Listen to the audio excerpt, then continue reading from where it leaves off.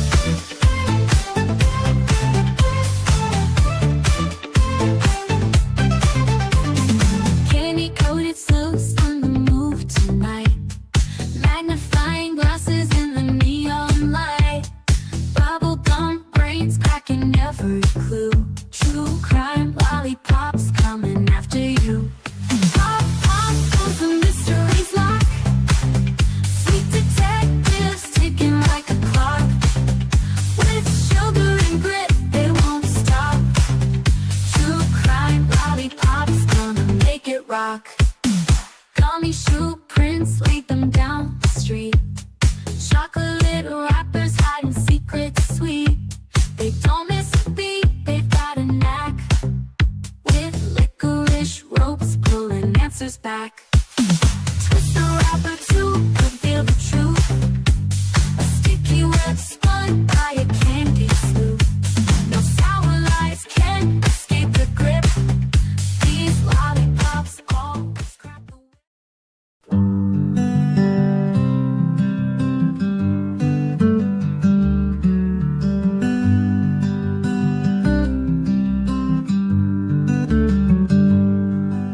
Sebastian, sweet boy, where have you gone? The sun sets low, but we keep marching on. The wind whispers your name soft through the pines, a melody aching in these hearts of mine. Roads are endless, the nights are cold, but your story's a light we'll never let go. Where are you, sweet boy Sebastian? We're searching the hills, the rivers, the plains. You deserve better, oh you deserve better. And your army is fighting through heartache and pain. Your laughter once rang like bells through the air. Now silence just lingers, it's more than we can bear. We carry your memory, a flag in our hands. Through shadows and valleys, through shifting sands. The roads are endless, the nights are cold, but your story's a light we'll never let go. Where are you, sweet boy Sebastian? We're searching the hills, the rivers, the plains, you deserve better. Oh, you deserve better, and your army is fighting through heartache and pain. Your laughter once rang through heartache and pain.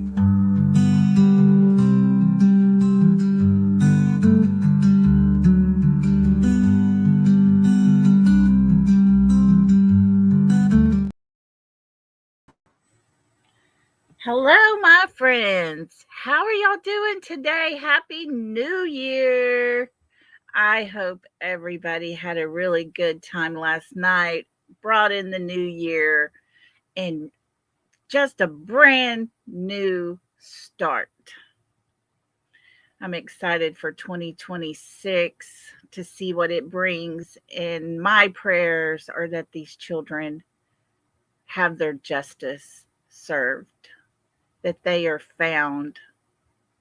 I'm so glad each and every one of you are here with me today.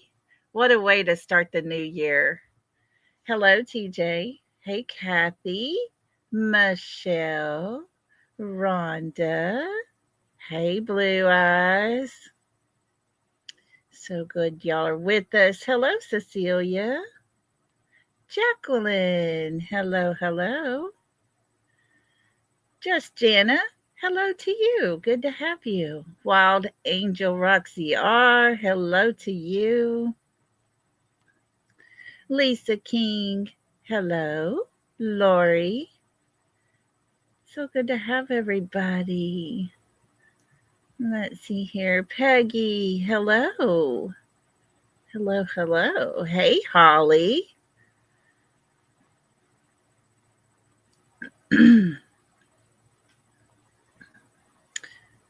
Let me see here. Trying to scroll through. Teresa. Hello to you. Hello, Kelly East. Oh, goodness. Well, tell Keely we said hello.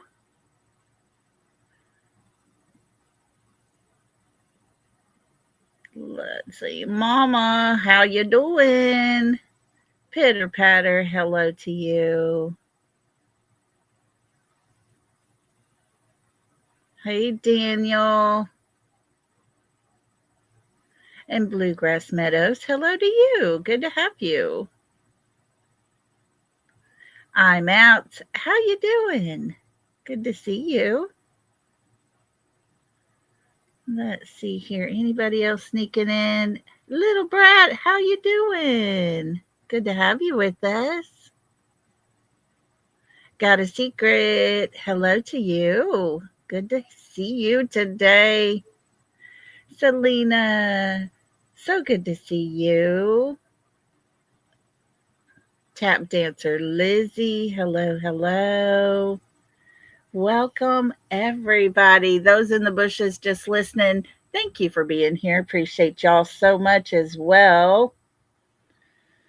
Wow, today has been a lazy day here. The girls were out playing with their goats. I was out there with them. It was so fun to watch them.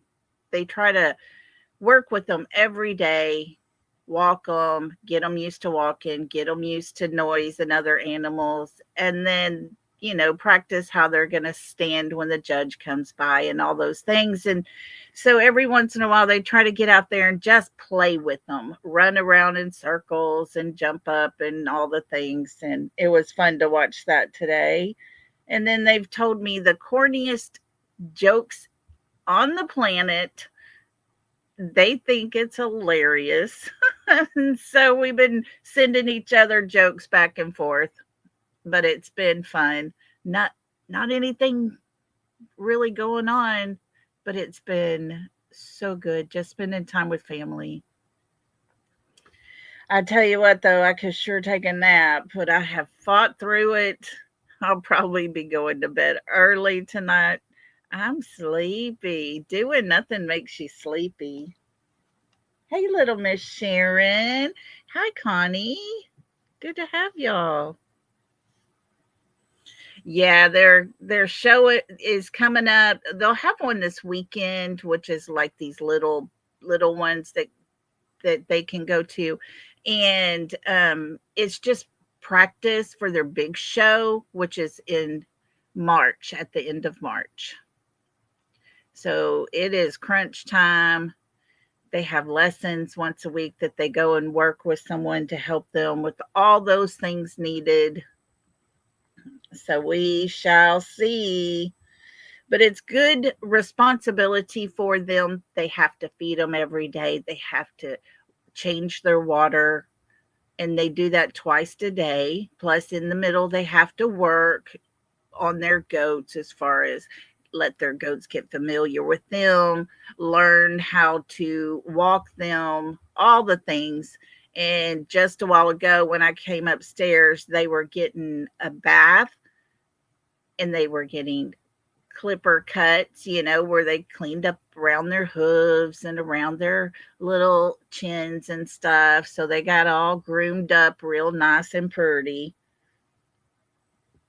So it's good. It's good for the kids. It is very good. Michelle said, chilly, gloomy weather here. Good for sleeping. Well, y'all, we were just up in the 40s for our high, and today it's 72. We can't win for losing with this weather over here. Kelly says, y'all please be praying that they find the little boy that's missing from Walker County in Alabama. Oh my goodness. Okay. I will look into that, Kelly. I will for sure. 16 is your high, Cecilia? Lord help it. You better stay warm. My goodness. Hey, Pooh Bear. Good to see you. Thanks for coming and hanging out with us. So, anyways, new year, redos. Let's jump in. I thought, at first maybe, let's just do something chill today. But no, we're hitting the ground running. Let's do this. Let's keep putting things out there. Let's keep talking about Sebastian. The dad has been arrested, but for having explosions on his property. Oh my goodness. Oh my goodness. Yeah, I'll look into that, Kelly. I'll get with you and maybe we can talk about it. Oh, Teresa said it's really cold here in the UK. I'm sat here with a heated blanket my son bought me for Christmas. Yeah, I got me one of those on my bed too, because up here it's an attic room, but to have headroom and stuff, there's not much room for insulation. So there's very little insulation up here. And burr, it will get cold. I turn on my heated blanket and cover up. Happy New Year to everybody. It's cold on the beach, just windows open today. Oh, Lori, man, that would be amazing. I tell you, I'm ready to have my own place to where I can just open my windows, air out the house. I love doing that. I love it when the weather's nice and you can just open the windows, have a little breeze, and just let your house breathe. Your inside of your house just breathe. Bluegrass Meadows said that made her a little jelly. Oh, the cats are with you. My dog, she gets up here on the bed with me, and when she's, it's just a normal night or whatever, she'll lay pretty close to me. But when I have the heating blanket on, she won't lay too close to me. It's too much heat, I guess. Little Miss Sharon, looky here. Little Miss Sharon became a member. What a great way to start out the new year, having Little Miss Sharon as a new lollipop. Welcome, Little Miss Sharon. Welcome to the South. Welcome. Welcome to the South. We break that good stuff out. We got enough to go around. So can I get a baby and get down? Welcome to the South. Well, renewing or not, you became a member again. So we play you a little welcome song, anyways. Welcome back, girl. Guys, my goal this year for our channel is to grow our channel, to grow our memberships, to do more. And so hopefully that can be something we can all accomplish together. There's the like button. That always helps. Memberships, that is the best way to support the channel. And then you've got the hype button now to where you get to hype the videos. It helps put it out there more. And we want to get more attention. We want to get out there to where, there's people that come to YouTube, but they only want to listen to channels that have the high numbers of subscribers. I like our list that we have right now. I like our little family here, but I want more people to hear what we got to say. And so that is my goal for the year. Okay, guys. Well, okay, Kay. Okay, Kay. Hey, Lolly, are you buffering on your end? I'm not. Am I buffering for anybody else? If I am, I can go out and come back in.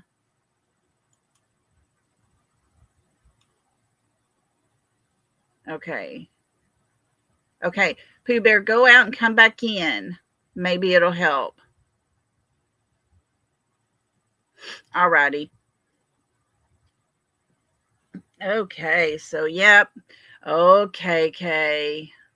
Oh, silly girl. We know she had 30 minutes to spare between Texas Roadhouse and her house.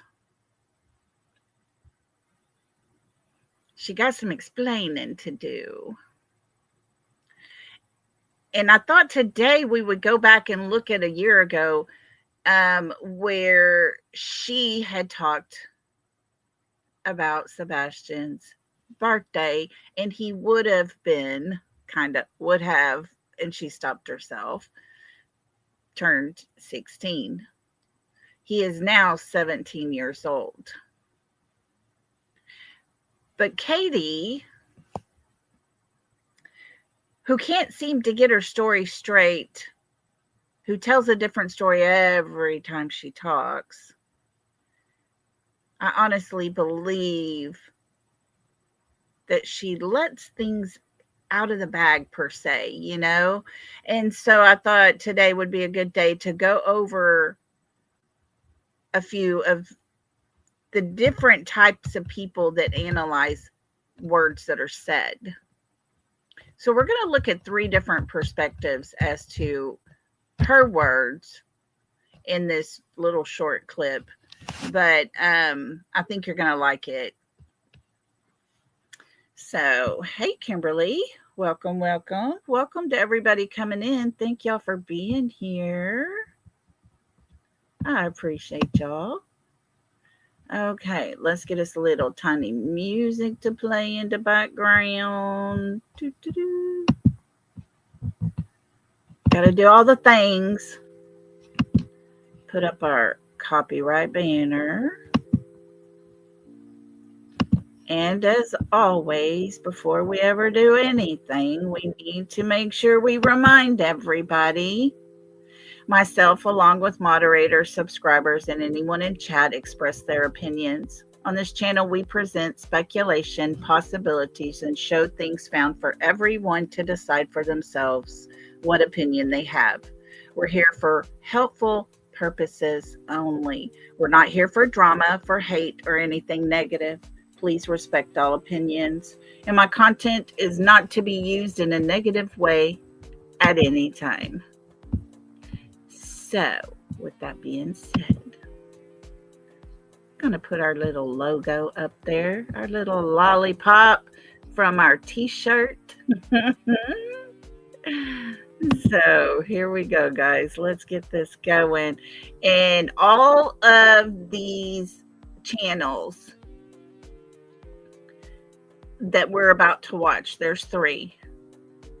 They have been added to the description of this video, their channel name and the link to get to it.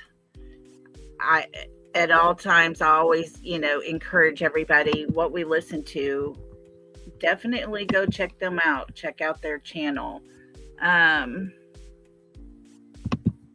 Because it's definitely worth listening to.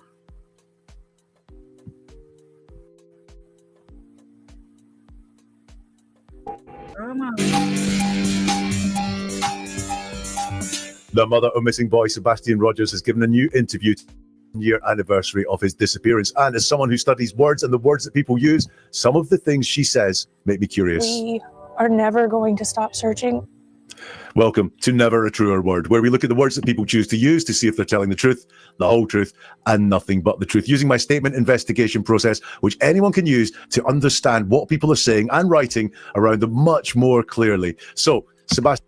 Okay, this is Never a Truer Word with Jeff Fox. I keep trying to go full screen. It don't want to. So we're just going to go with what we see. So here it is.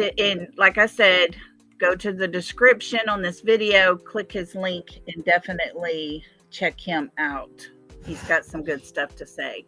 Here we go. Sebastian Rogers went missing a year ago. His mum, Katie Proudfoot, has given a new interview to mark that year anniversary. Thank you to the person that put this in my inbox, because they know I've studied Katie Proudfoot before. My conclusions when I looked at some of the interviews that she gave around the time that Sebastian went missing were that she knew why Sebastian had gone missing. I think it was a strict household. I think Sebastian and herself had some sort of confrontation the night before it was reported that he was missing, that she saw him leave, and she's not saying that part out loud. So what does this new interview reveal? Let's dig into it. Let's have a look at the words and let's hear what Katie has to say. Now, the first thing I want you to listen to here is the tense she uses to describe Sebastian. Cats are the number one. He loves animals, almost all animals. He loves water. He swims like a fish. So here she's using the present tense. Cats are the number one. He loves animals, almost all animals. He loves water. He swims like a fish. So this is the present tense to describe Sebastian. Very much what you would expect if she was aware that Sebastian was still alive. She would use that present tense. It would be a reassuring thing, because sometimes when you hear from the loved one of a missing person and they know that something has happened to that missing person, that person is not with us anymore, then they slip into past tense, even though the concept should be that this person is still with us. However, that changes further on in the interview. December 7th, he turned 16, and he should be home for that. So Katie says there, December 7th, he would have, and then there's a long pause. He turned 16 and he should have been home for that. So there she uses the past tense. He would have. And what I think has gone on there is that she realizes that she used the past tense, because she pulls herself up short. She almost doesn't say all of the have there. December 7th, he would have is kind of what she says. And then he turned 16 and he should be home for that. But there she slipped into the past tense to describe Sebastian. I don't think she thinks that Sebastian turned 16 on December the 7th. What does all that mean? Well, let's go through some more that has been said here by Katie. Did anything happen the night he went missing that might cause him to run away? Was he punished in any way? An argument? Just a normal night? It was a normal night. It was a calm night. Okay, so there it's put to her, did anything happen the night he went missing that caused him to run away? Was he punished in any way? An argument? Just a normal night? And Katie says, it was a normal night. It was a calm night. Now, the word normal always raises my flags detection, because people don't notice things that are normal often. However, in this case, the word normal's in the question. So it's normal, to excuse the pun, it's usual to reflect back the words that are in the question. So normal doesn't concern me there, because it is put to her, was it just a normal night? And she says, it was a normal night. And then she says, it was a calm night. Why does she feel the need to point out it was a calm night? Because a lot is put to her there. Did anything happen that caused him to run away? She doesn't deal with that part of the question at all. Look, maybe it was edited out, to be fair to Katie, but she doesn't deal with the fact that she's asked, was he punished in any way? Did anything happen that caused him to go missing? And she doesn't say, no, none of those things happened. She just says it was a normal night, reflecting back the question. And then she feels the need to tell us it was a calm night. Now, why does she feel that need to tell us that it was a calm night? Why does she? I agree with him 100%. It was a normal night. It was a calm night. Once again, we've all heard the things that they've said concerning Sebastian and how unruly of a kid he basically was in the words that they used. And I think that's her way to say it was a calm night. There was no episodes with him or anything. She's trying to justify the normal. Justify it. Because there's a script that they have to go by, I believe. I believe there is a storyline and she has to embellish to make everybody understand how very normal it was. She feel the need not to deal with, did anything happen that caused him to run away? Why does she feel the need not to take on the question, the part of the question that was he punished in any way? Let's get some more from Katie. What do you believe happened to Sebastian?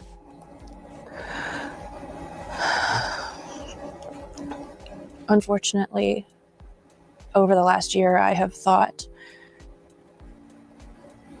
every single day, night, every moment of every possibility of something that could happen to him, where he could have gone, if he had gone with someone, if someone took him willingly, unwillingly, if he'd run away and got lost, if he'd a million different things. And unfortunately, I don't know. Oh, how many believer? I would guess it would be more than 80% in the chat that does not believe her. Her wording, her descriptions, her explanations. Folks, she's telling us a story all in itself. Hey, Gina. Hey, Wannabe Sleuthin'. Haven't seen you in a while, Gina. Good to see you. Who else has come in? Let's see here. Sammy G. Hello. Hey, Miss Erna. And Pebbles. Hello, hello. Good to have everybody. Thanks for being here, guys. Okay, now listen to his breakdown of what she just said. Right, lots in that answer. It's one of the longest ones that we'll hear in the interview. What do you believe happened to Sebastian? And she says, unfortunately, over the last year, I have thought every single day, night, every moment of every possibility of something that could have happened to him, where he could have gone, if he had gone with someone, if someone took him willingly, unwillingly, if he'd run away and got lost, if he'd a million different things. And unfortunately, I don't know. Twice she says, unfortunately. Now, just let's break down what this answer is. It's what do you believe happened to Sebastian? And her answer is at the very end there, I don't know. Why is that unfortunate? It could just be a simple, straightforward answer of I don't know. But twice she says, unfortunately, I don't know, as if she's having to say, I wish I knew, but I don't know. But she doesn't say that out loud. She uses that word, unfortunately, twice. So I'm curious about that. I'm also curious about just how long it takes her to say, I don't know. Instead of just saying, I don't know. She has to tell us how hard she has worked to get to this place of, I don't know. In other words, she has to persuade us that she's considered every single possibility and that the I don't know is not just a natural thing of I don't know what's happened. But what we've got instead is this, I've really thought hard about this. Look, every single day, night, every moment, every possibility, and she's working hard to persuade us here that she's worked hard on this to come up with I don't know. Look at priorities. The first thing we say in a list is quite often the most important thing to us. And she says, I've been thinking of every possibility of something that could happen to him. Where he could have gone is the first thing. Then if he's gone with someone, then if someone took him willingly, then unwillingly, and then if he run away and got lost. Well, the first thing she says in all of that is where he could have gone. So I think that is her most likely scenario in her head. Maybe the most likely because it is the most likely of all the ones she's considered, or it could be the most likely because she knows that's what happened, that he went somewhere that night. But certainly for me, the top priority in her head is thinking that he's gone somewhere, which means he went of his own volition and left there.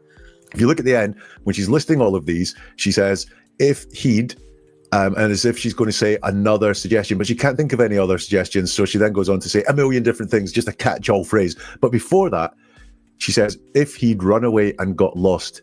And that's the last thing that she has to say. So again, is that if you'd run away and got lost, and then she can't think of anything else, because that is what she either knows or what she strongly suspects has happened. Where he could have gone, he run away and got lost. I think that is very much where she's at with this one, and she has that knowledge. But I do want you to notice just how long, how many words it takes to answer the question. What do you believe happened to Sebastian?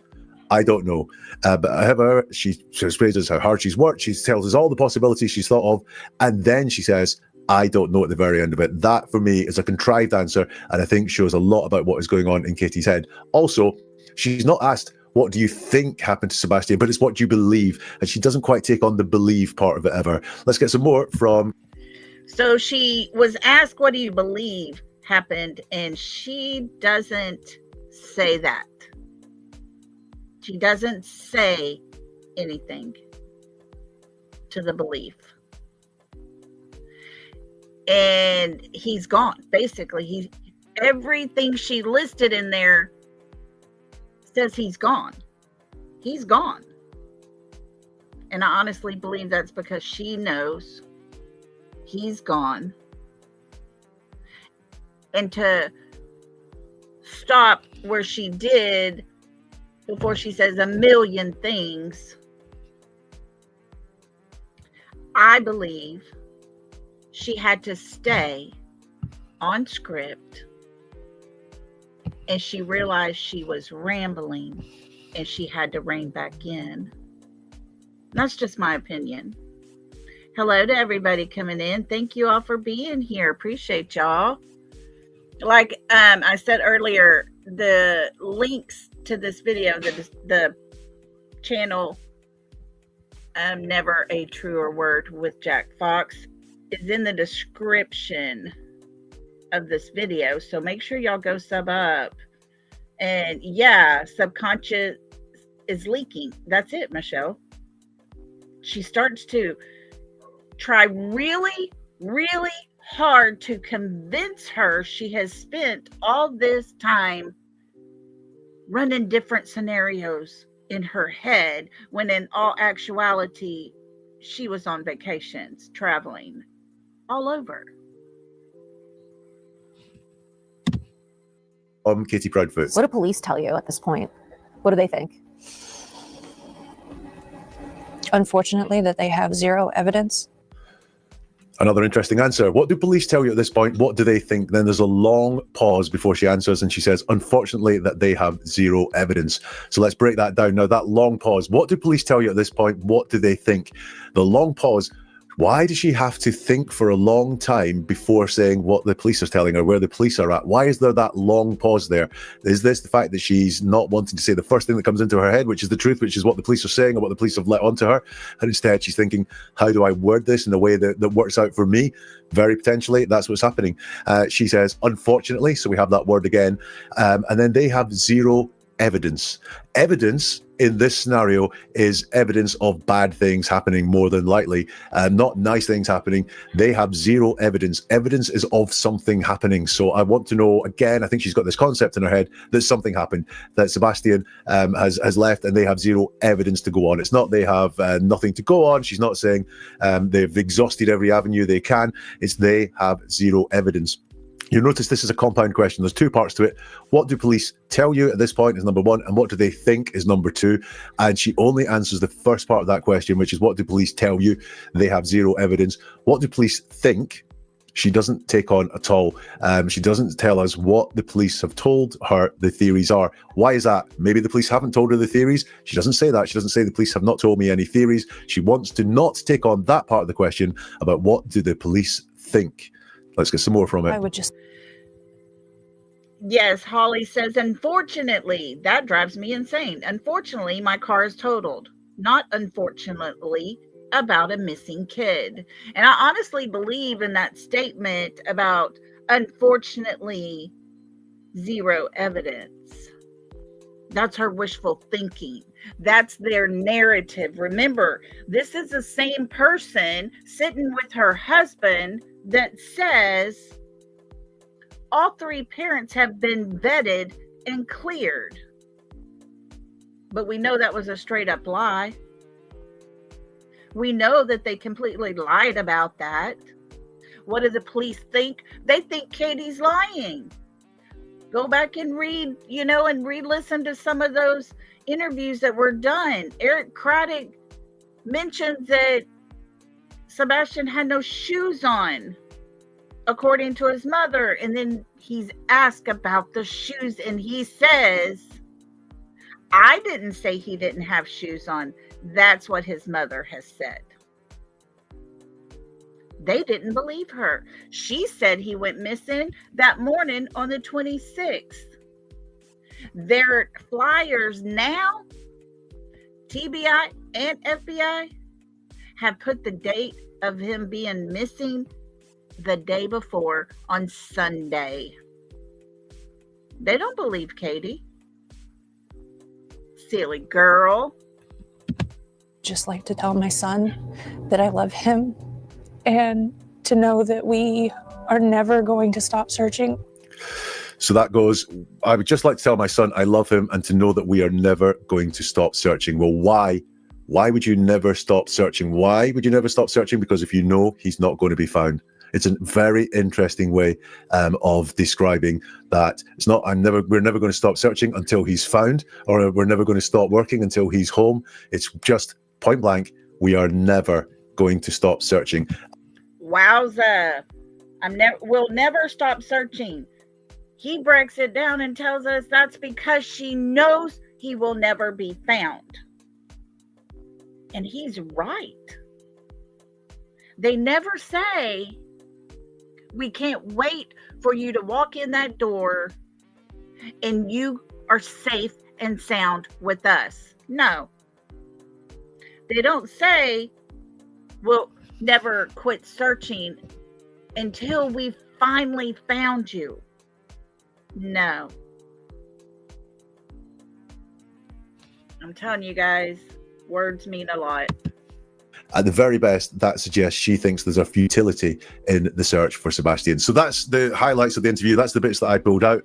It doesn't change my mind on what I think happens. I think she knows what happened. It was that calm night that I don't think was so calm. And she knows that Sebastian left the house that night. And I think now, sadly, because we'd all like a positive resolution to this, but I don't think she holds out much hope that Sebastian is going to be found safe, which is kind of sad. And it must be a sad place for a mother to be. If you want more episodes like this, digging into the words that people choose to use, then do. All right, definitely go and check out Never a Truer channel with Jack Fox there. Hang tight. I'm getting this other one set up, ready to go. And I'll move it here. Okay. To anyone out there who wants to say that one of you could have something to do with Sebastian's disappearance. Okay, guys, this is Deception Detective. He's going to break down some of Katie's words herself. And I love the title of this one. This is getting weird now. It's been weird for some reason. But here we go. I would say... Oh, and Gina, I like what you put in there a while ago. Sebastian thought he was going to get me kicked out of my house. That's all I needed to hear, she said. 100%. When there was lots of questions about him not being in the house for a while, and he comes out and he said those words, I was like, bingo. He just told us Sebastian was the reason he was not at home. I agree, girl. Welcome, everybody coming in. Thanks for being here. To pause and to think, and I would say to consider the sources of information. Try to make sure that you're getting legitimate information. Avoid the rumors. That's Katie Proudfoot, and I think she and her husband Chris Proudfoot both have something to do with the disappearance of their son Sebastian Rogers. So her message there was for people like me. And it was actually pretty encouraging because she didn't say that we're wrong or mistaken or lying, nor did she say that she and Chris are innocent or that they didn't have anything to do with the disappearance. So in today's video, let's continue analyzing their most recent TV interview for signs of guilty knowledge. I'm Deception Detective and attorney trained in statement analysis. this channel exposes lies and manipulation. So if that's your thing, hit like and subscribe. For early access to new videos, exclusive videos, and other cool perks, consider becoming a channel member. Link in description. Even if you're familiar with this case or have been following along on my Sebastian Rogers playlist, you might not be aware of the newest development in the case.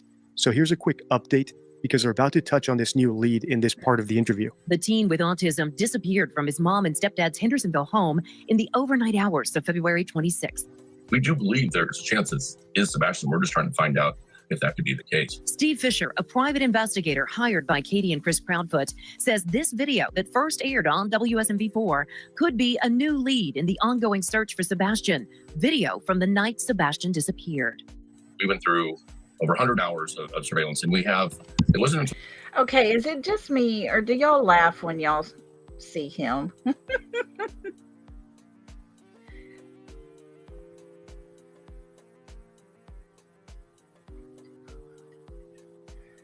Oh, Braveheart. I'm so sorry. Oh, goodness. Bless you. Thank you for letting us know. Hope everything gets good for you. And yeah, I understand the drama gets to be too much. Blessings to you and prayers to you. Oh, guys, real quick. I just want to mention something.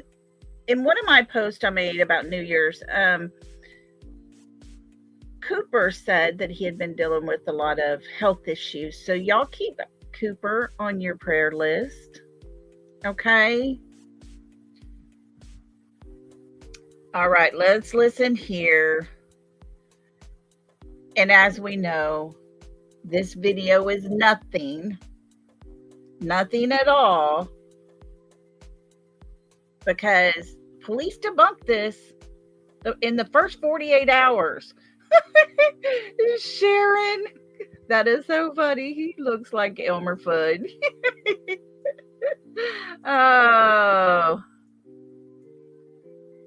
Oh goodness. You take care of yourself, okay? Hey, Poppy Love. Welcome everybody coming in. Thank y'all so much for coming in and hanging out with us. We love having y'all. What does she think? We believe anything she says at this point? Agree. Yeah. But I just want everybody to understand this video that he is trying to push as a possibility, a narrative, and all the things is just crap. Law enforcement debunked it.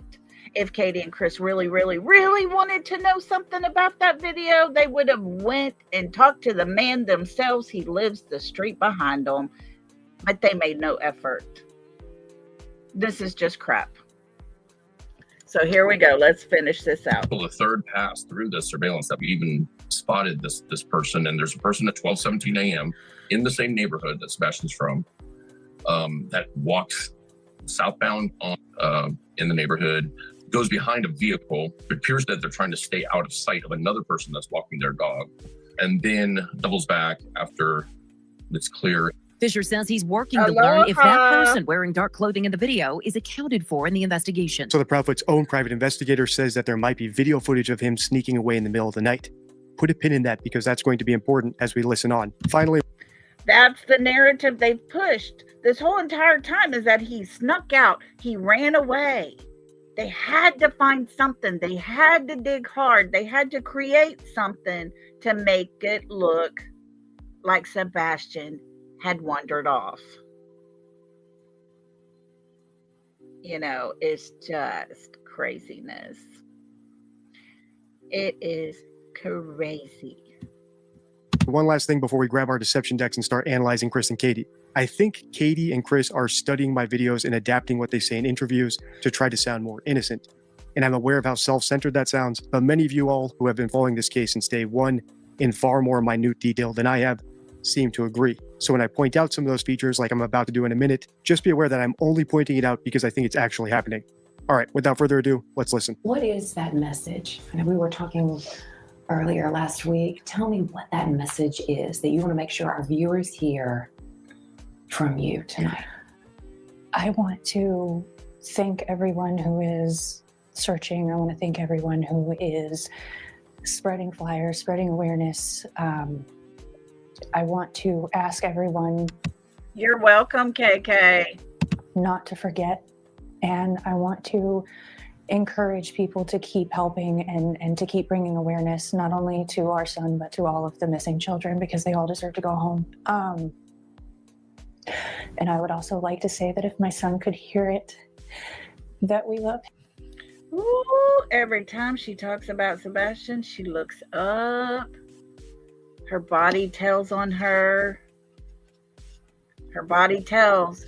Your body and your reactions, and it gives you away every single time.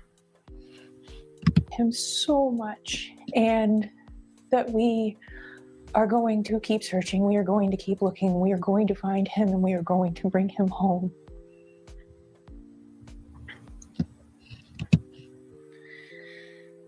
Katie.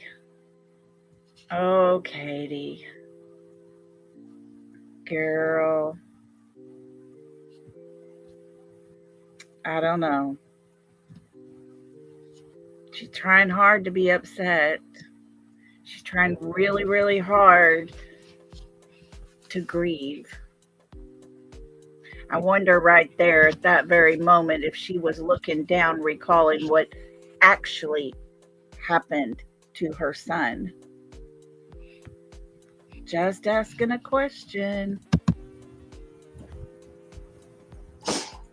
Describe your hope right now. There's so many problems here. This is actually where I left off the last video because I just didn't have the energy to break it all down. So we're going to do that now. And what's going to guide us is this simple principle, the entire principle behind my entire channel. Lying is hard. It's like cooking. You can have the whole recipe right in front of you, but that doesn't mean that when you get in the kitchen and start actually cracking eggs, you're going to make an omelet like Gordon Ramsay. And here's what I mean. Katie did 2 things in this part of the interview that match my missing child presser checklist.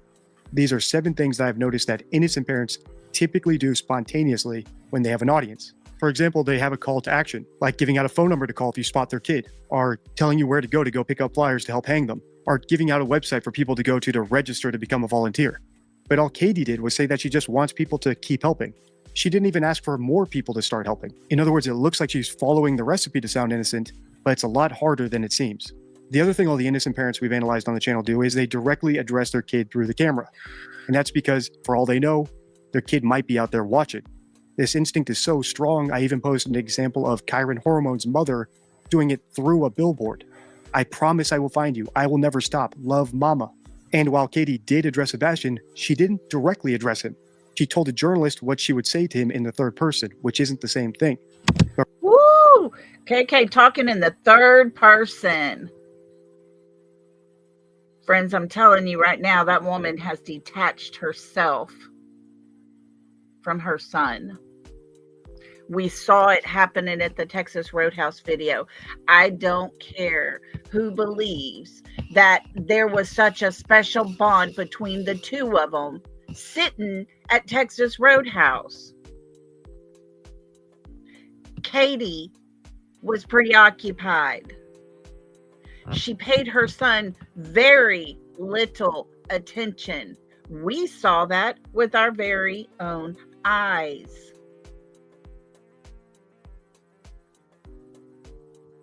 And yet, we're supposed to believe she had this special bond with him. We're supposed to believe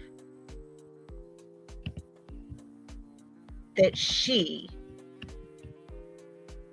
does not have herself detached from Sebastian Wayne Drake Rogers. No, she's detached. You can hear it in the words. We saw it in her actions. It reinforces my belief that she's following my recipe and failing to understand just how nuanced that recipe is.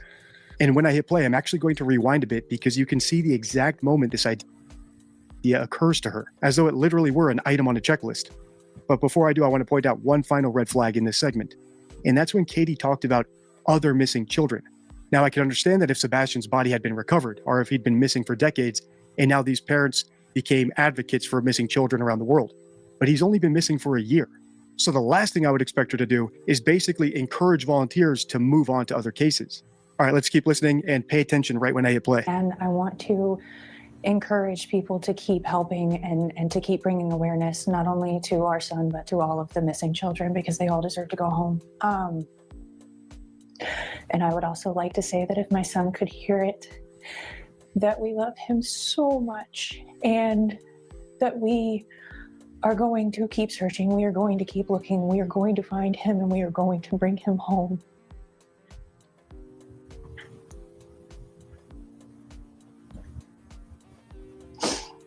Describe your hope right now.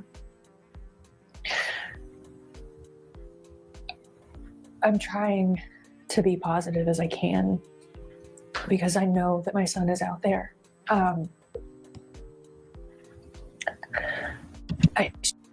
Where, Katie? Where would your son be at if he was out there? Out where? Out where?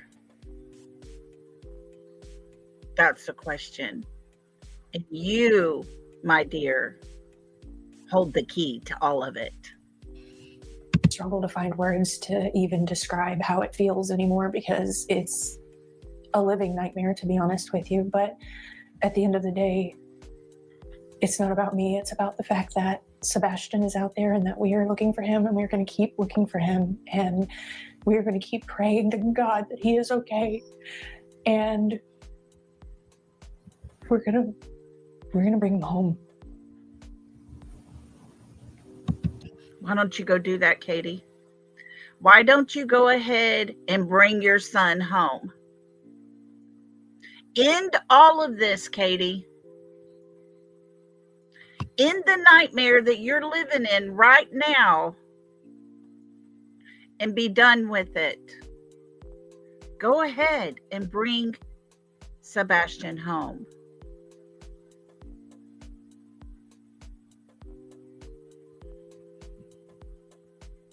I wonder if he's out there somewhere between Hendersonville and California. Maybe between Hendersonville and Arkansas, maybe between Hendersonville and Canada, maybe between Hendersonville and Myrtle Beach area, maybe between Hendersonville and Florida, since they seem to be going all over the United States. This story, we know it's baffled our Hendersonville community. We know it's baffled the mid-state community. It's baffled much of the country as they hear about it. Is there anything that stands out to you that's the most baffling? Like you're just trying to understand? How we've gone this long and still haven't found him, honestly, is... I don't understand how we haven't found him yet. Why do you think Sebastian is still missing? That's tough to say. I mean, it was the largest manhunt in Tennessee history for a child. Oh, he's proud of that, isn't he? The largest manhunt in Tennessee history for a child. Bragging much? And absolutely zero evidence. There's nothing out there. Evidence implies a crime. So the fact that Chris and Katie constantly use that word is not lost on me. And it's definitely not lost on my subscribers either, because many of you have pointed this out in the comments of my last few videos. But what's even stranger is the fact that they say there is no evidence. Because as I showed you in the intro, the most recent update from their own private investigator is that there might be evidence that Sebastian ran away. He might have been spotted on camera. Which makes me wonder what knowledge Chris and Katie have that the rest of us don't, that allows them to rule that out as evidence already. Personally, I think the answer is leakage. As I keep saying, lying is hard, and that's because we always speak based on what we know, even if we're trying to be deceptive. So sometimes the fact that we know something can leak out through what we say. I'm not saying this is proof that Chris and Katie killed Sebastian or that they know he's dead, but it could indicate that they have some knowledge about what happened to him that we don't. Because I saw that video footage too, and I can't say for certain whether or not the person is Sebastian or not. To me, it just looks like a clump of pixels that could be anyone. Absolutely zero evidence. There's nothing out there. Law enforcement's working due diligently. They are working hard over and over and over. You know, we appreciate everything they do. I mean, it is an active investigation, so I don't want to go into it. But it is mind blowing at the same time That what, you're still a suspect? Is that what you're gonna say? Oh wait, you don't want to say too much, right? You don't want to say what you actually know. But we know you're still a suspect. it's been a year, and the amount of people that still don't know about this, it's unnerving, basically. And I know you both want to try to get the word out as much as possible, and that's what this story, obviously, that's what we're trying to do as well. There are many people who still do not know that you all have hired a private investigator. Can I just point out one thing? And guys, this is nitpicking on my part, and I know it is, but I'm going to go ahead and say it anyways. But look how frumpy Katie looks. She's going to be on TV. She knows this is going to air, and thousands and thousands and thousands and thousands of people are going to watch. And she looks very frumpy. Her dress attire there is very blah. Wonder if that's on purpose to make her look so sad she can't even put herself together. But boy, did she look cutie pie in her court appearance for Bullhorn Betty. Her makeup was all done. Her hair was over to the side braided, all super cute. But there was no cameras there. To me,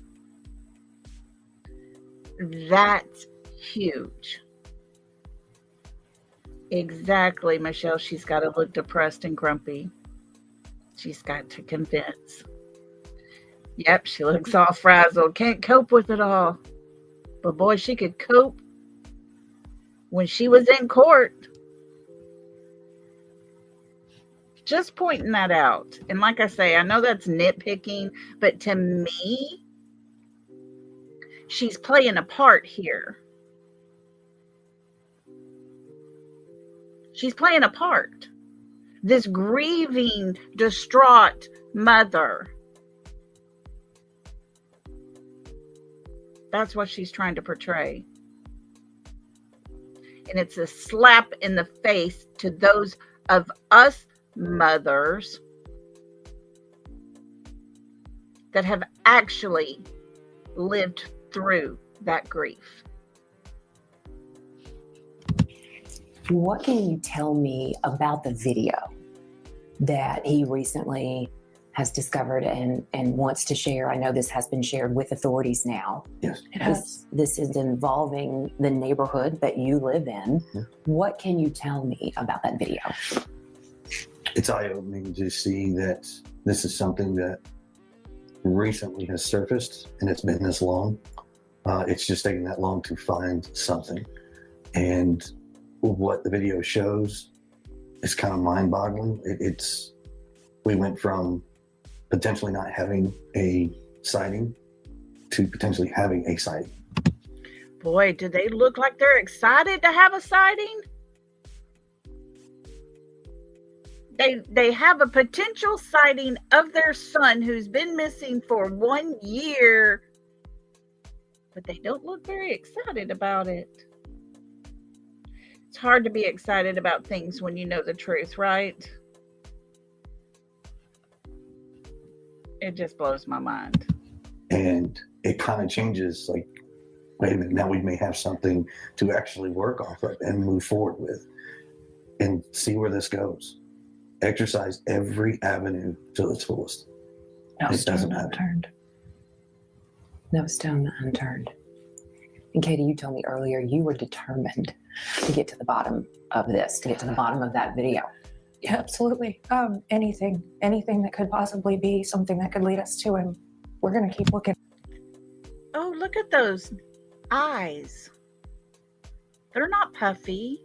They're not swollen. She's cried some, you could tell.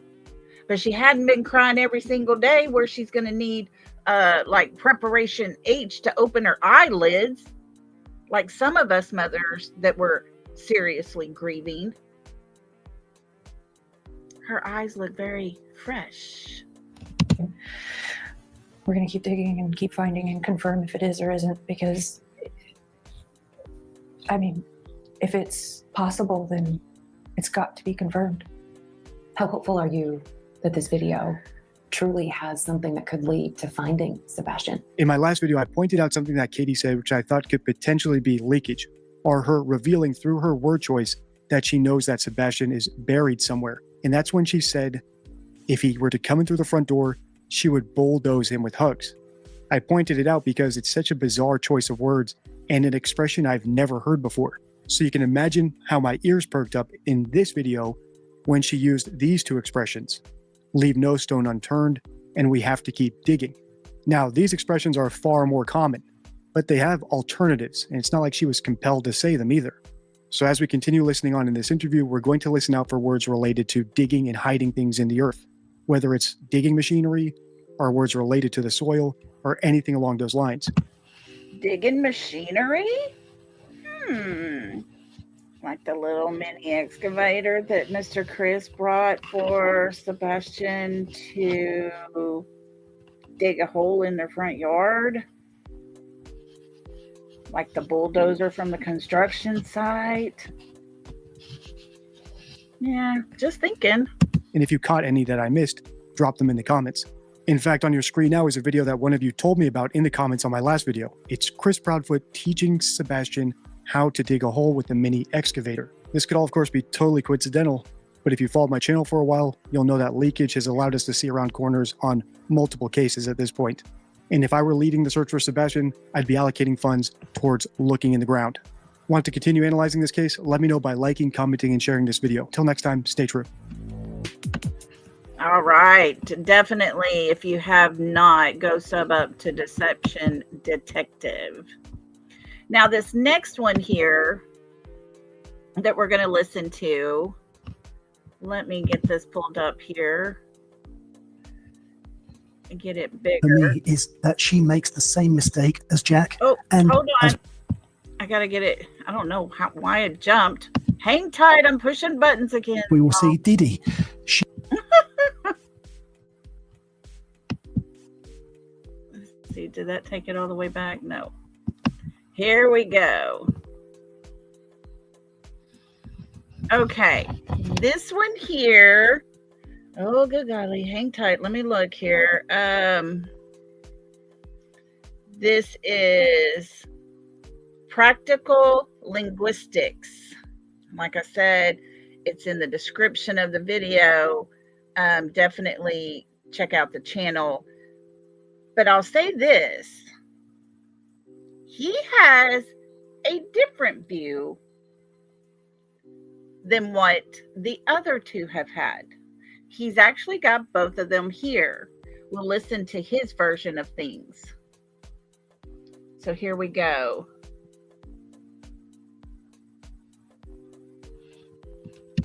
Hello and welcome to the video. Today I'd like to look at a sample of speech given by Katie Proudfoot, mother of Sebastian Rogers, missing teenager from Hendersonville, Tennessee.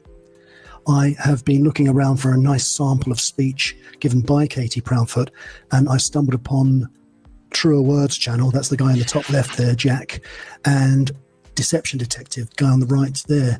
And they both covered this recent interview of Katie's where she says December 7th, he would have. Then she abandons that clause and she pauses. She does her blowing thing where she blows out of her mouth and gathers herself. And then she says, he turned 16 and he should be home for that. Okay, so I watched Jack's analysis of this entire interview, and this was the bit that interested me. And I have to say, I disagreed with Jack's analysis. And I then did a search and found, as I expected, Deception Detective to have covered it also. And he makes the same mistake. So I've got a couple of problems. Firstly, if Katie thinks Sebastian is dead, well, so do I. So do lots of people. So there's nothing wrong with that. I think Albert Einstein is dead. I haven't Googled it, but I just think he is. And that doesn't mean that I did it. if Katie thinks Sebastian is dead, she's allowed to think that. It doesn't mean that she did it. That's the first thing I would say. But the second thing I would say is, if you're going to imply that someone is harbouring guilty knowledge based on a false premise, which comes from a false analysis, then you are on shaky ground. So you might have arrived at the right answer, but you've got there through the wrong logic. And I want to show you what I think they did wrong and why it's wrong. So first we'll listen from Jack, then I'll give you my analysis, and then we'll hear from Dee Dee at the end. December 7th, he turned 16, and he should be home for that. So Katie says there, December 7th, he would have, and then there's a long pause, he turned 16 and he should have been home for that. So there, she uses the past tense, he would have. And what I think has gone on there is that she realizes that she used the past tense because she pulls herself up short. She almost doesn't say all of the have there. December 7th, he would have is kind of what she says. And then he turned 16 and he should be home for that. But there, she slipped into the past tense to describe Sebastian. I don't think she thinks that Sebastian turned 16 on December the 7th. What does all that mean? Well, let's go through some more that has been said here by Katie. The mistake that Jack makes here is that he thinks that Katie erroneously blunders into the past tense, whereas in fact she should have used the present. That's a mistake. In fact, the past tense is the correct tense to use, as evidenced by this clause. He turned 16. Turned is clearly past tense. And Katie is talking about an event that happened in the past relative to the time of speaking. So the past tense is absolutely correct. I think Jack is right in assuming that Katie was going to say December 7th, he would have turned 16. And Jack rightly analyzes this as past tense. But the mistake that he makes is in thinking that past tense is incorrect. As I say, past tense is the correct tense when one is talking about an event in the past. The error that Katie catches herself making here is that she uses the modal operator would. And the modal operator would takes us out of the real world and into the world of the hypothetical. And so what do y'all think about that? He's saying because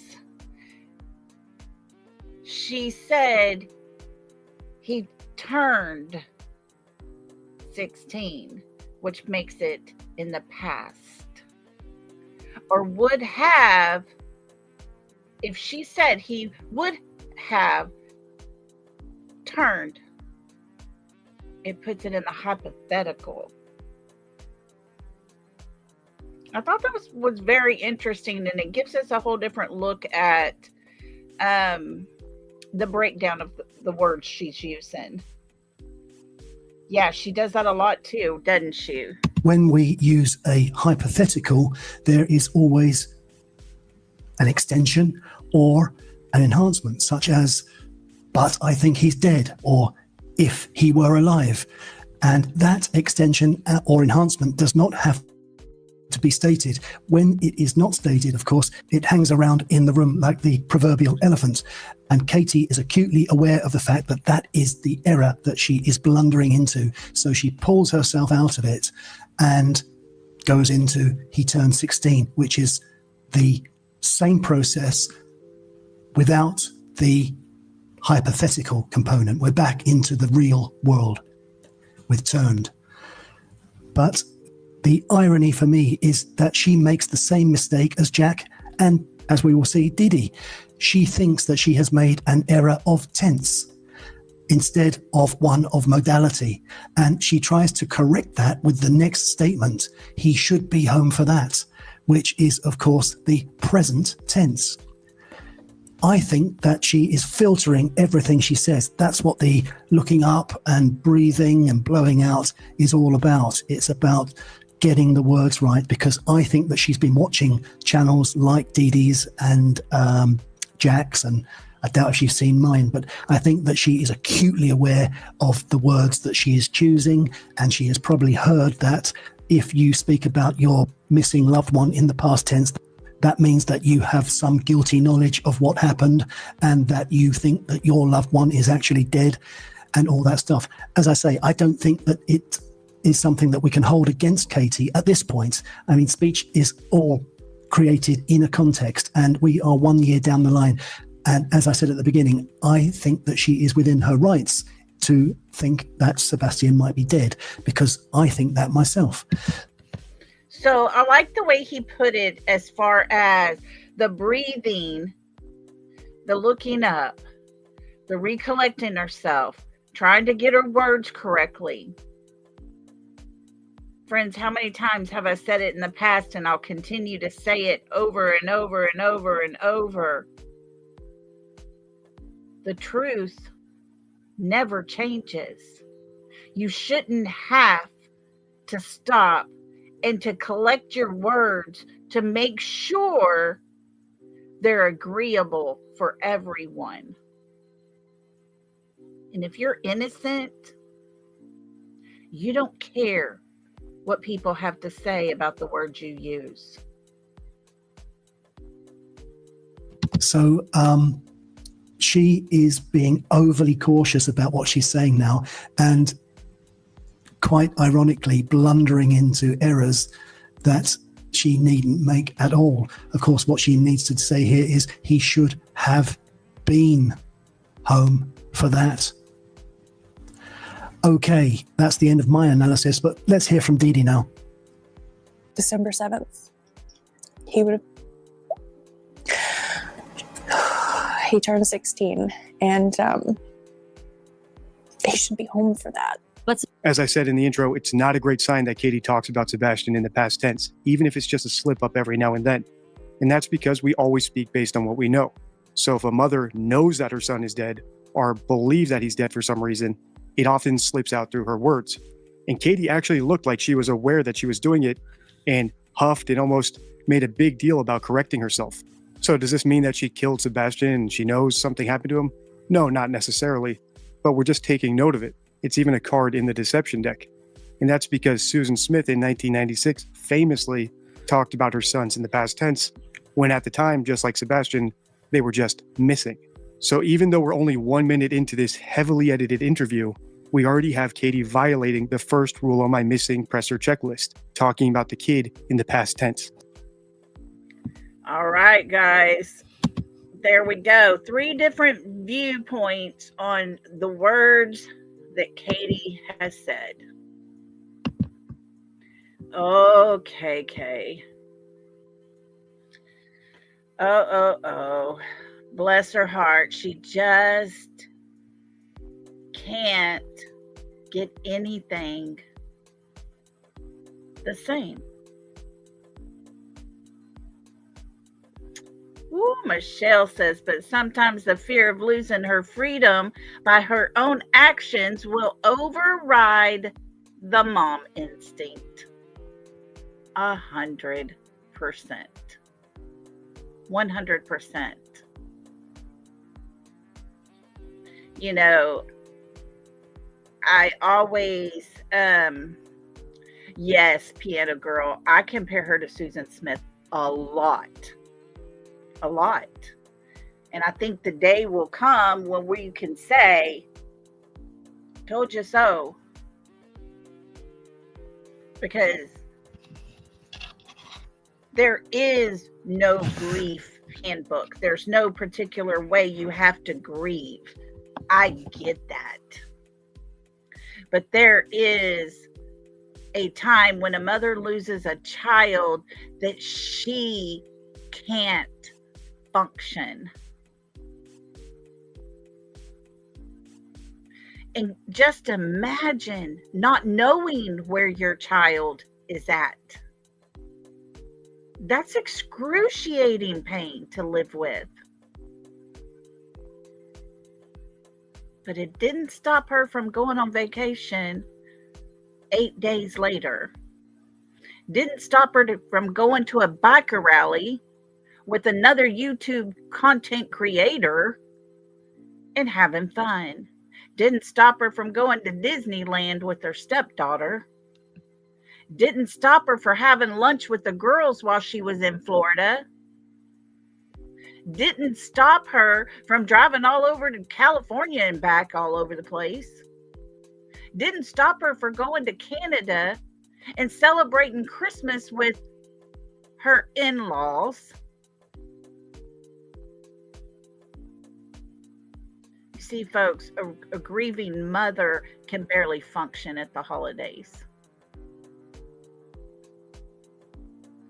A grieving mom sometimes just can't function. The world keeps moving, no doubt about it. Everybody keeps living their life, no doubt about it. But when you have a mom that's going on with her life, living life to the fullest. From the stories I've heard from the biker rally, she don't want those put out. Let me tell you, there's pictures too.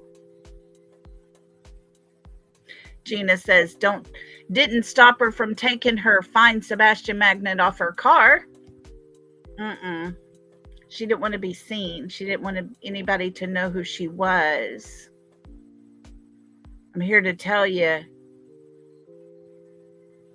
everybody would know that I'm the mother of that missing child because I would not ever stop talking. Look at Kyron Harmon's mom.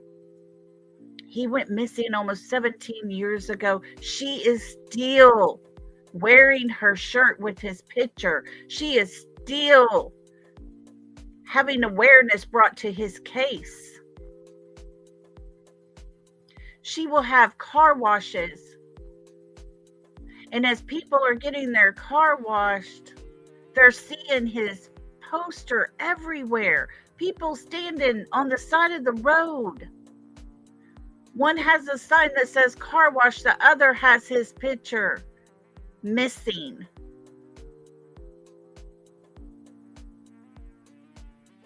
That's what a grieving mother does.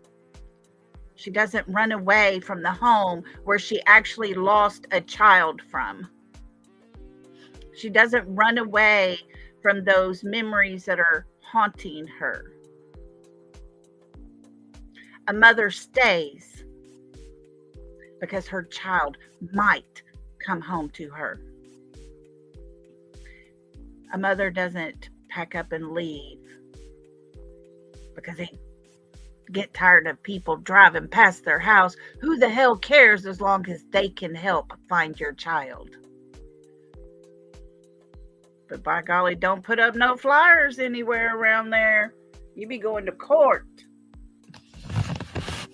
This is what we're dealing with, friends. And they can come out and say whatever they want to say, however they want to say it. We don't make them say the words they say. It's their words. They are the ones saying these things. Their actions are speaking loud and clear. Look at their facial expressions. There was hope that there might have been this video that had a possibility of being their child. And they both just look like they're pissed off. You would be excited about that. You would hold on to that with every fiber in your being until it was proven to you it wasn't him. But they were waiting for somebody else to do all the work because I believe they knew it wasn't him. They know. They knew it all along. Because if they didn't, they would have got up off their happy little asses and they would have walked down to that man's house and talked to him and got answers. Oh, but they never did that. They wanted the police to do it. But the police had already done it in the very, very beginning, because you see, the police had all the video, all the digital stuff. And they can sit here and tell us all day long they have zero evidence. Y'all go ahead, KK. You and your whole little clan over there, y'all believe that. Because we don't.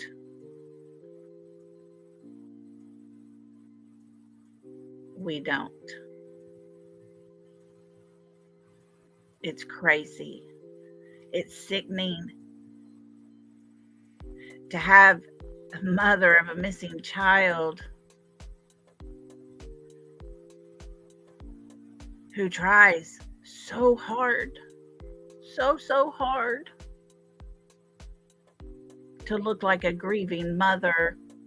But when she goes to court for a YouTube creator who was putting up flyers of her child, she's all dressed up, has her makeup done, her hair's done, looking cute.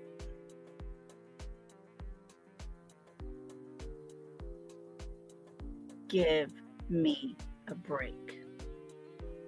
You got your priorities all kinds of messed up. I'm sorry, but that is my opinion. Cinderella said, in my opinion, she only wanted to hurt Seth. I agree with you. I agree.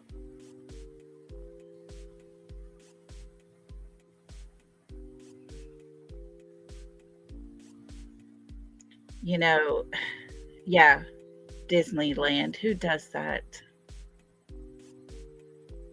Laughing with the Cluminator. Yep. Having a good old time. Mocking the father of a missing child. Seems to be their pattern.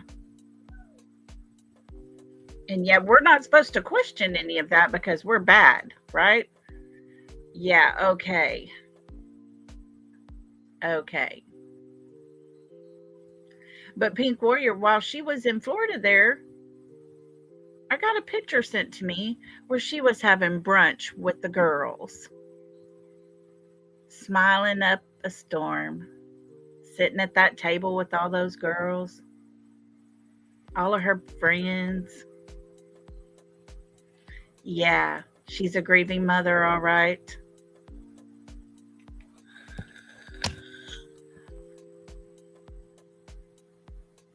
Sebastian deserves so much better than the life he had prior to going missing. He deserves a life where he can smile every day and show that big old smile of his. His grin, just to grin. He's so cute. And why? Why is it that she doesn't say her son's name? Why is it that she talks about him in the past tense? Why is it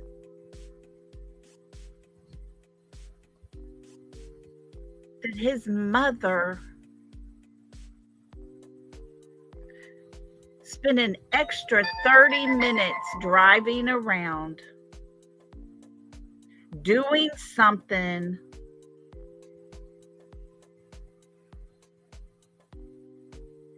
and hours later she reports him missing? But she tells everybody she came straight home. A 14-minute drive turned into 44 minutes. And there is no proof that that young man came home with her. We just have her story, her version of what happened. But sadly, It's heartbreaking because you can't trust and believe in what his mother tells us. She holds the key to everything. She has since the beginning. I honestly believe that she will continue to hold that key. And I think she would be the easiest nut to crack if they could just get her in to answer questions. The hard questions, the kind Mr. Chris wants, which, by the way, has been invited to come on and speak to me and has completely ignored the message. No replies. Because I do have hard questions. I have hard questions for Katie, questions that hadn't even been asked yet. But they aren't going to come on because they know I'm not going to sit here and stroke their ego. It's not who I am. It would do me no good to sit here and coddle two suspects in a missing child's case. It would do Sebastian no good to sit there and be nicey nice and, oh yeah, oh, okay, I understand. No, we don't understand. That's what the hard questions are all about. Because things don't make sense when it comes to this young man's case. And even when his mother gets a chance to go on and speak, it just leaves us with more questions.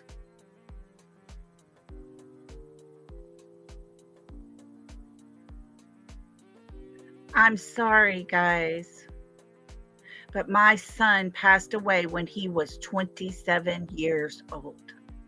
My son will forever be 27.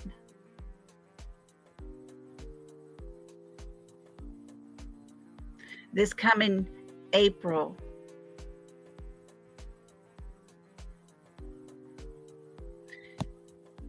my son would have been 32. But he's no longer with us. So he remains 27. In my mind, every ounce of my body knows that he was 27.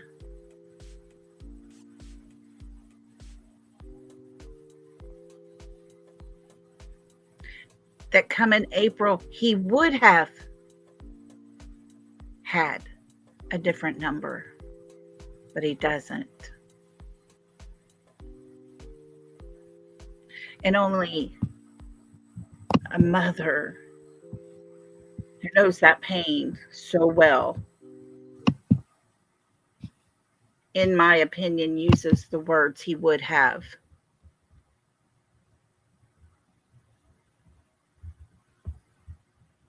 And there's mothers in here who know and who agree.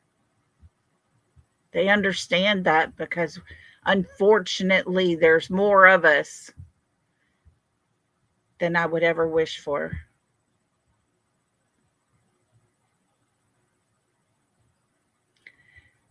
You know, somebody made a comment about Katie and Chris not living in their house. And my first thought was, I wouldn't want to live in that house either if I knew what they knew.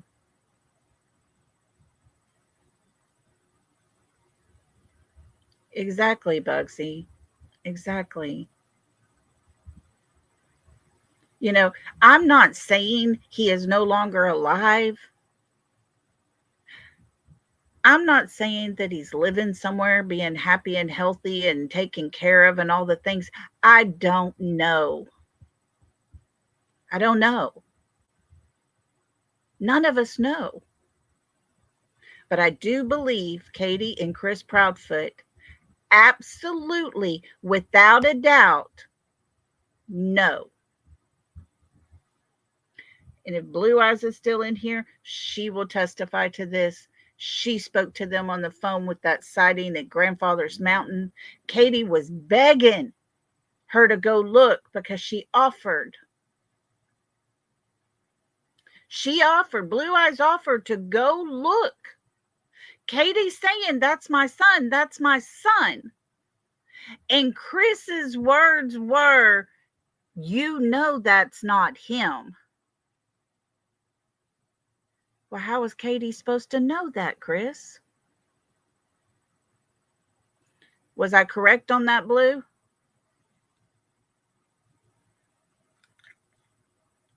One of my hard questions is, how did you know it was not him when his own parents thought it could have been him?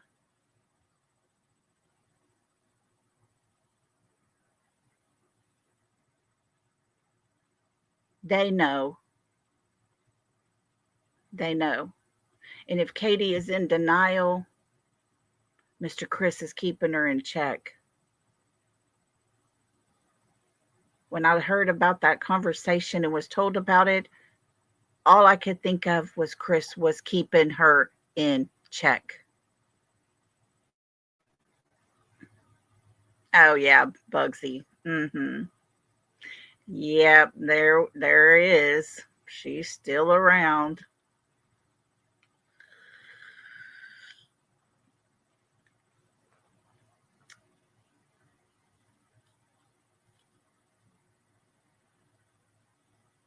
Guys, we don't know where Sebastian is or what actually happened to him.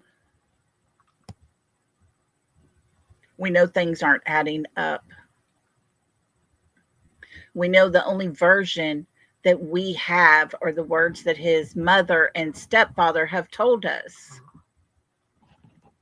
Because the stepfather, who supposedly was not there, knows every detail. It's what happens when you write a script for everyone to memorize.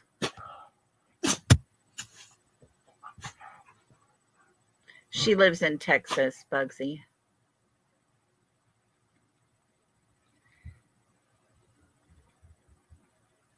But it's their version. He ran away. I don't know why he went out that front door. Well, Katie, we all know he didn't. Oh, Katie. We know. We know your front door never opened. No one even tried to open the door because the keypad never lit up. Katie, we know that your neighbor has you on video on Saturday removing the light bulbs from your home on the outside. You know, the kind of light bulbs that have the recorder in it.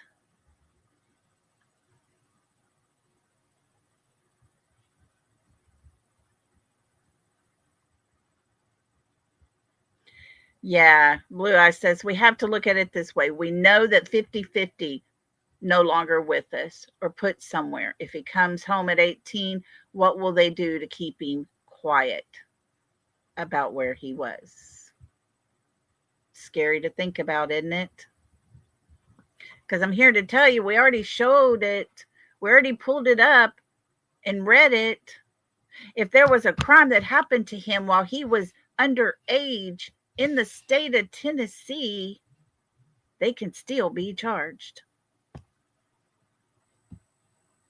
So yeah, that court proceeding that was about to happen before he went missing can still happen. Neighbor across the street gave them the video BHB, so there's that. Oh, Jana. Lord. You know, they probably terrified. I don't know. I have never seen a case. So many people have to get threatened. So many people are being destroyed.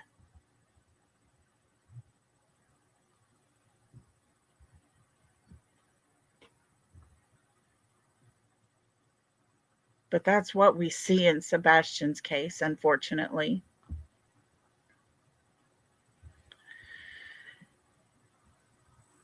And yet, the harder we try, the more attacks we get, the more trolls come in and try to wreak havoc and all the things. And, so be it. So be it. We're big girls and boys over here. We're prepared. We're prepared. It's their words we talk about. It's their words we question, because they are the ones that set the whole entire narrative. Even though the police have proven there was no scent, 18 dogs, no scent.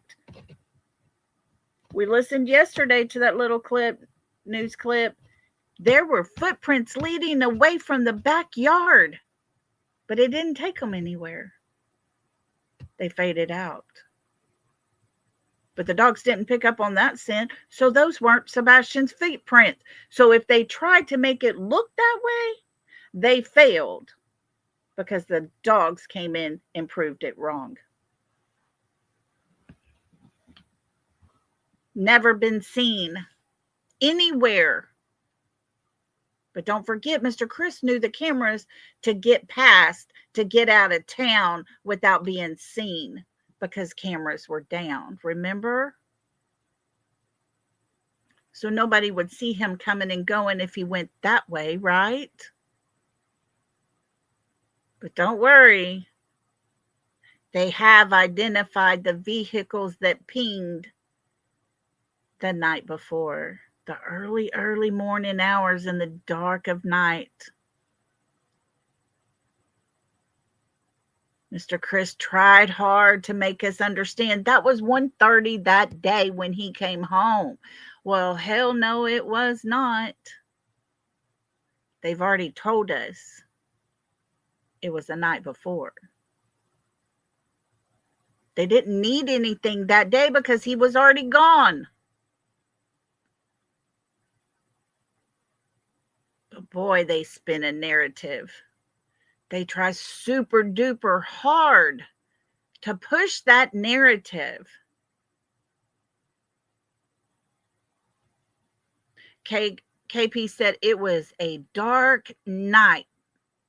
It's funny how she must have forgot that it was a full moon that night. Right? It was a full moon. Not very many clouds.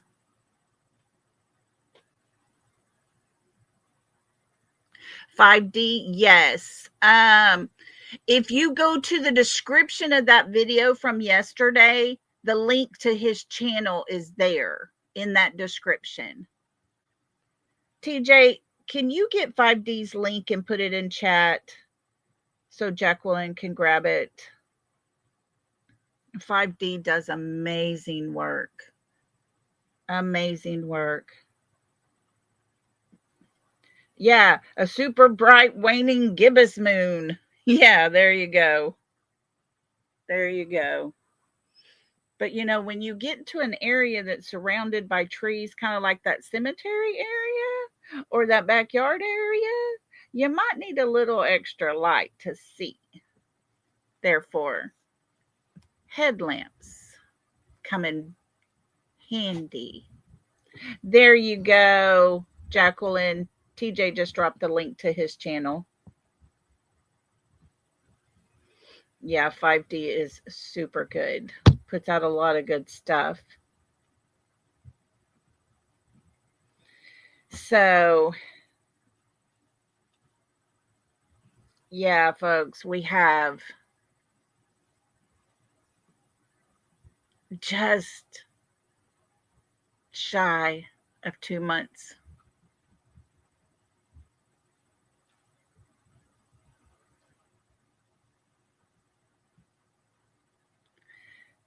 Blue says, I was through there and we were in Hendersonville with everyone's lights on. It was dark.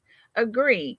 There is no street lights, but the street isn't all that dark when the lights are on. Yep. There you go, folks. There you go. Something happened to this young man, and I do not believe it was his choice. I do not believe he made the decision to disappear.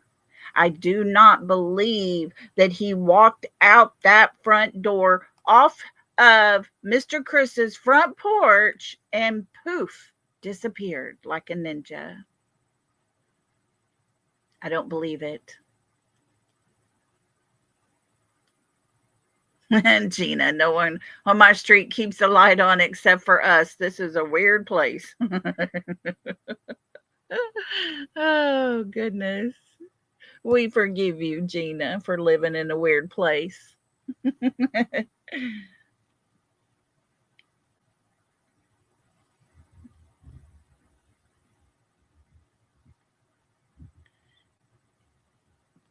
Katie left Texas Roadhouse, pulling out at 6:25 p.m. on the 25th of February, 2024. She took a 44-minute trip to get home. That trip should have only took her 14 minutes if she went straight home like she said she did. Holly Love, thank you so much for the super sticker. You're so sweet. I love you, girl. Thank you.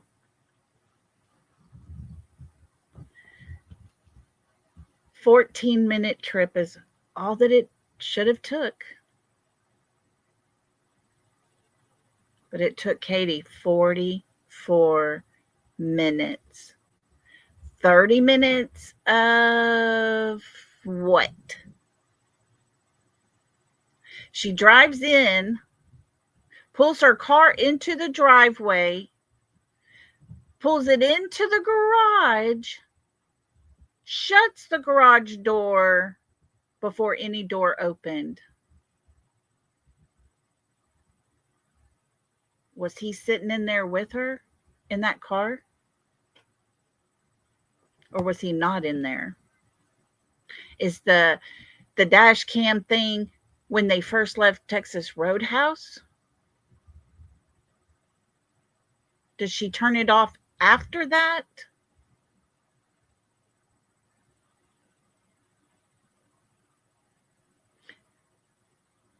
There's a light scene coming on in his bedroom. That would have been easy for his mother to do. It would have been just as easy for her to go in there and shut it off.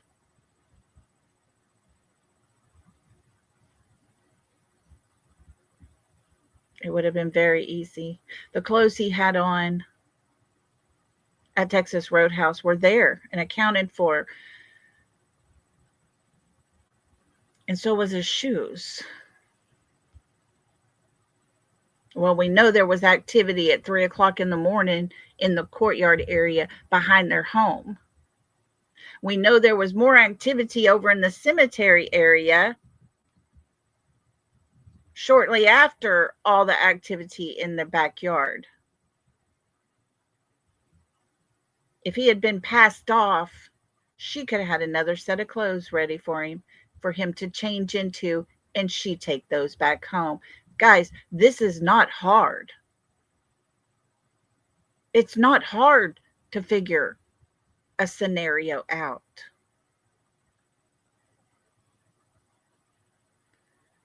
And yet she reports a little flashlight because she realized, wait a minute. I've jammed all these video cameras around here, but some of them are hardwired in. They might may have just caught our lights. So there's a flashlight missing. She forgets, though, that her ex-husband knew about that flashlight that Sebastian carried in his pocket for a little fidget device. It didn't even turn on. It was a little tiny keychain flashlight, and it no longer worked.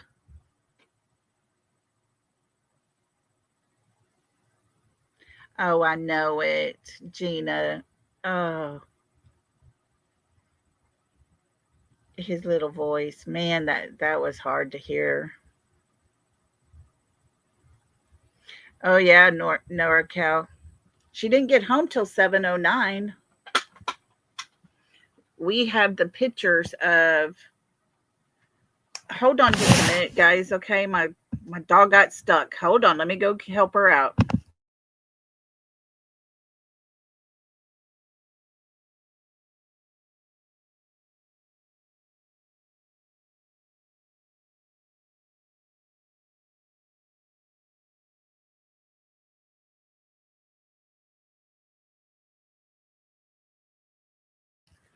Okay, I'm sorry. She was snooping around and got tangled up in the extension cord. Oh, bless her. But yes, she left Texas Roadhouse at 6:24 and 58 seconds. She got home at 7:09. That's 44 minutes. It's a 14-minute trip. That's the longest route. One's 13, one's 14. That leaves 30 minutes unaccounted for, but yet she tells us she drove straight home.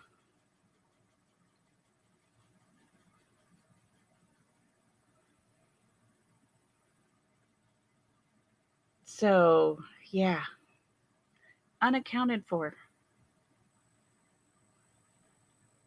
There's several versions of what could have happened to Sebastian.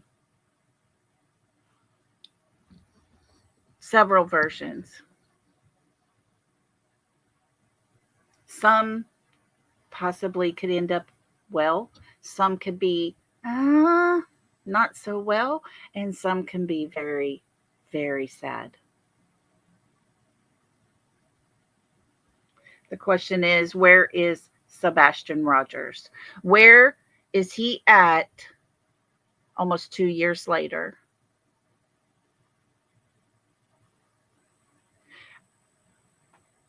After going back over all the news things that were happening in the very, very beginning, I honestly believe law enforcement has things. I believe they have an idea. I believe that they are trying their very best to find Sebastian, because I think they might be afraid that if they don't, these people are cruel enough to never, ever say where he's at.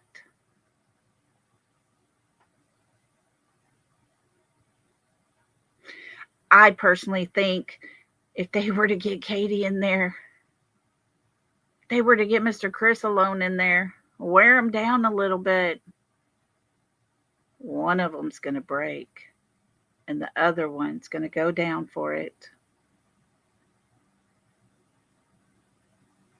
I don't know. Maybe I've watched too many true crime shows. I don't know. I just know little Audrey Cunningham, they had an idea. They brought the man in. They did not let him out until he confessed. They even had him take them to the spot where he put her into the Trinity River. And her body was found downstream by Texas Equusearch.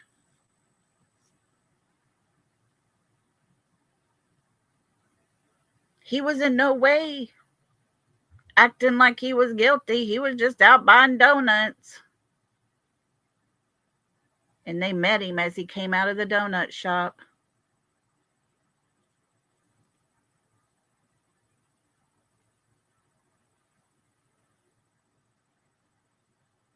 Exactly, Piano Girl. It happens every day. Every day.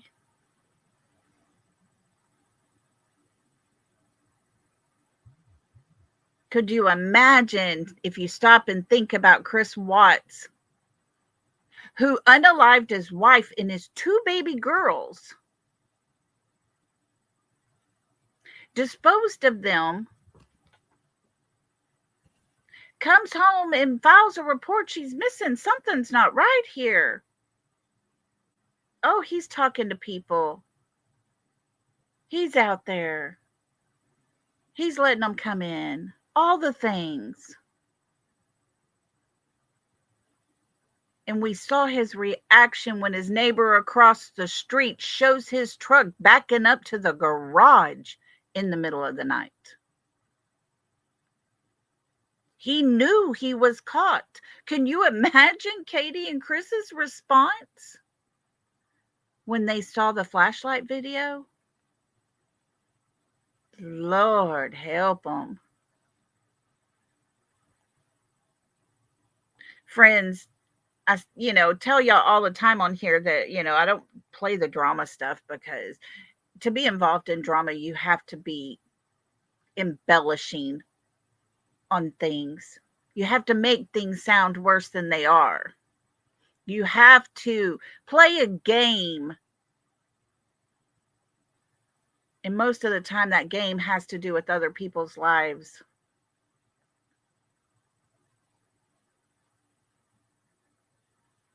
I don't do well playing games.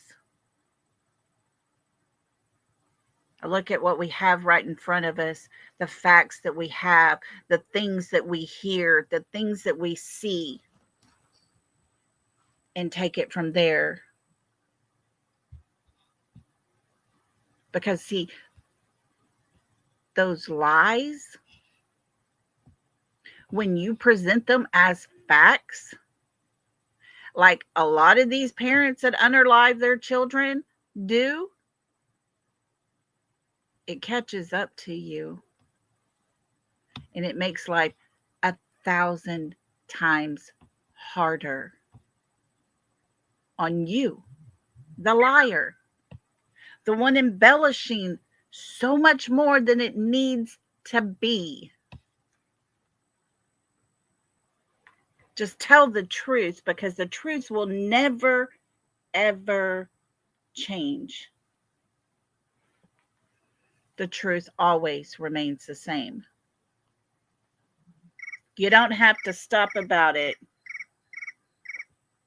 Okay, thank you. You don't have to stop about it, and make sure your words are correct and you're using the right terminology. You don't have to worry about any of that.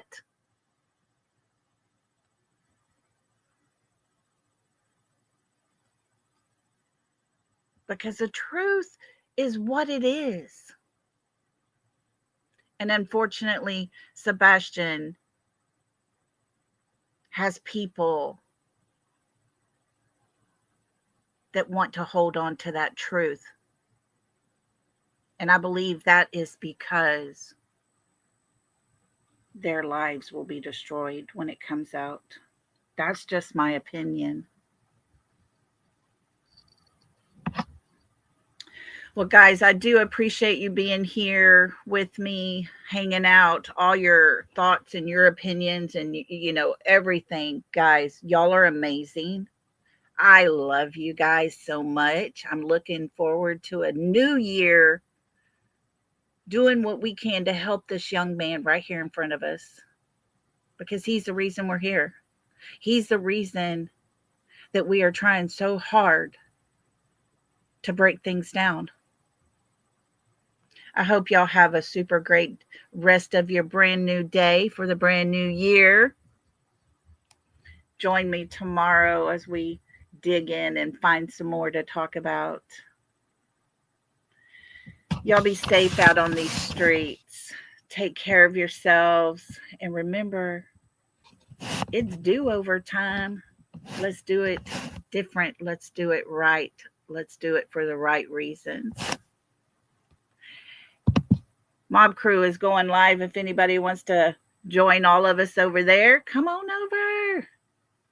Let's see what new things we can learn. Love and hugs to you all. See you all tomorrow. Bye.